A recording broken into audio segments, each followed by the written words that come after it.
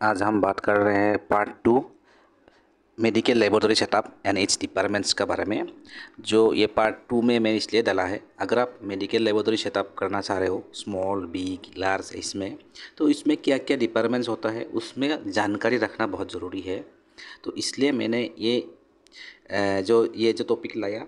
जो कोई आदमी अगर नया नया मेडिकल फील्ड में ज्वाइन करना चाहता है या लेबोरेटरी या क्लिनिक खोलना चाहता है, तो आप उसको एक लैब में क्या क्या डिपार्टमेंट्स होता है उसको जानना बहुत ही ज़रूरी है।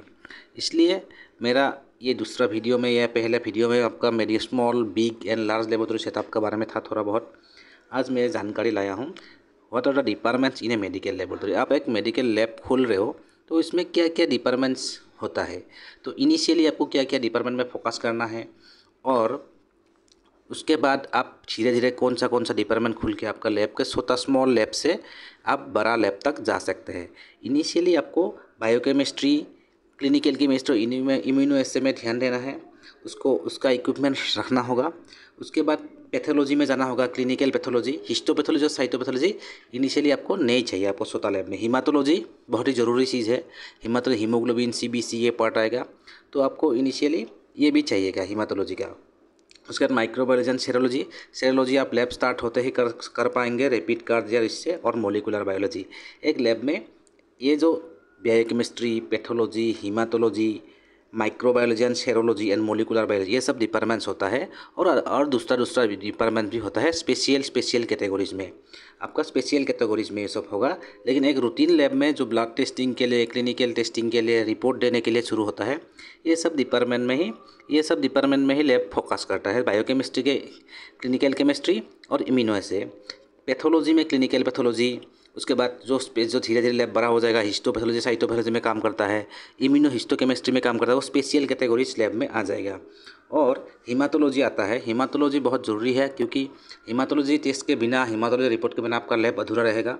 हीमोग्लोबिन से लेके टोटल काउंट तक सब कुछ हीमाटोलॉजी में होता है। जैसे माइक्रोबायोलॉजी में बैक्टीरिया के बारे में आपको ये होगा, हमारे बैक्टीरिया से रिलेटेड रिपोर्टिंग होगा, आपका कल्चर होगा, इसमें माइक्रोबायोलॉजी में आएगा। और सेरोलॉजी में जैसे आपका कुछ टेस्ट होगा, सेरोलॉजी हो, डेंगू हो, टाइफॉइड हो, आपका HIV हो, ये सब सेरोलॉजिकल टेस्ट है, तो सेरोलॉजी में आएगा। आप बेसिक लैब में ही आपका फर्स्ट स्टेज में ही आप लोग ये सब रैपिड कार्ड में कर सकते हो, ये सब आपका।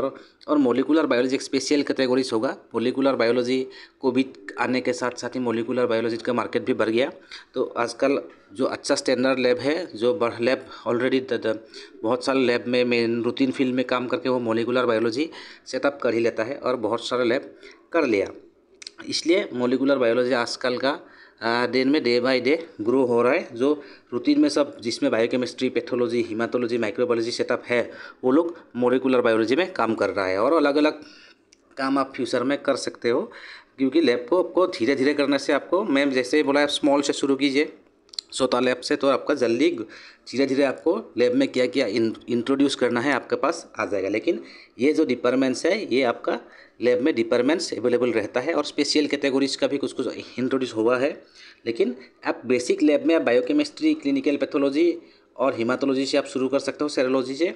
उसके बाद माइक्रोबायोलॉजी एडिशन कर सकते हो, हिस्टोपैथोलॉजी एडिशन कर सकते हो, साइटोपैथोलॉजी एडिशन कर सकते हो।